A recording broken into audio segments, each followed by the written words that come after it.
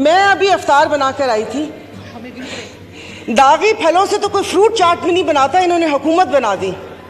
कटी फटी लुटी फुटी असेंबली से आप ये कानून साजी करेंगे कि फिर क्रेडिट तो बनता है ना कि खान साहब ने इनकी भी आंखें खोल दी।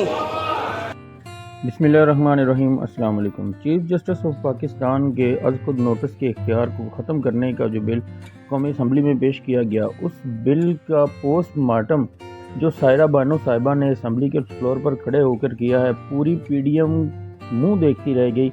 और सायरा बानो ने जिस तरह से भिगो के जूते मारे हैं पूरी पीडीएम को और वफाक में बैठी हुई पीडीएम की हुकूमत को, उसकी कोई मिसाल नहीं मिलती। आप ये वीडियो देखें और खुद ही अंदाज़ा लगाएं कि सायरा बानो ने जो बातें जो की हैं वो असल में अवाम की तर्जुमानी है। वीडियो देखिए, पसंद आए तो लाइक। तो मैं तब से लेकर अब तक तो कह रहे ना, हैरतों के दरिया में गोता जानूं कि समझ नहीं आ रही मुझे कि फिर क्रेडिट तो बनता है ना कि खान साहब ने इनकी भी आंखें खोल दी। तो फर्क क्या रह गया कि कुछ अरसा पहले इदारों पर उंगलियां उठ रही थी, उन पे सवालात उठ रहे थे, आज ये अदलिया पर उंगलियां उठा रहे हैं। तो वन मैन शो तो 75 सालों से इस मुल्क में, और अगर थोड़ा लाइटर मोड में बात करूं तो इतने सारे लोग वन मैन शो परफ्यूम भी लगाते होंगे। क्या पार्टी में वन मैन शो नहीं होता? तो पूछना, मुझे मेरे 2-3 सवालात हैं। पूछना ये था कि यह वन मैन शो कि नहीं होगा, क्या ये सिर्फ अदलिया की हद तक होगा या इसका इतलाक बाकी इदारों पर भी होगा? यानी कि आप हालात उस नहज तक लेकर जा रहे हैं कि नाउज़ुबिल्लाह फिर चीफ ऑफ आर्मी स्टाफ भी ना हो, सारे जनरल चीफ हों, एक उनका फैसला नहीं होगा। मुईशत तो तबाह कर दी, अब हाथ धोकर इदारों के पीछे पड़ गए हैं। इन 75 सालों में जो बारियां लगी उनमें इनको ख्याल किसी चीज़ का नहीं आया। अब जब बात अपने पर आई तो फिर इनको इदारों की खामियां भी दिखना शुरू हो गई। जो आवाम मर रही थी और जो इंसाफ का जो क्या कहते हैं कितने नंबर पर चला गया, कहाँ से कहाँ तक, तब ख्याल नहीं आया। लेकिन वो कहते हैं ना कि जब अपने पाँव जले तो फिर इदारों के ऊपर आ गए।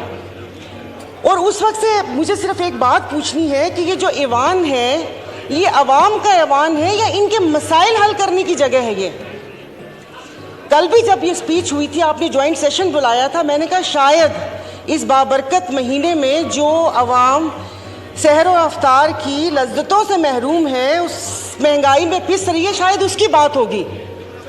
लेकिन वो लग रहा है जैसे कोई घिसी पिटी कैसेट वापस से लगा दी, और मतलब जैसे हम इस मुल्क के शहरी नहीं हैं या यादाश्त कमज़ोर है कि जो हमें पता ना हो कि यहाँ पर तोशा खाना का तो जिक्र हुआ लेकिन हार का जिक्र करना भूल गए। जब केस की बात हुई तो आप इनसे ये तो पूछें कि यूसुफ रज़ा गिलानी साहब के पिटीशन दायर किसने की थी? वो भी इन्होंने की थी। बड़े मियाँ साहब काला कोट पहन कर गए थे। और दूसरा,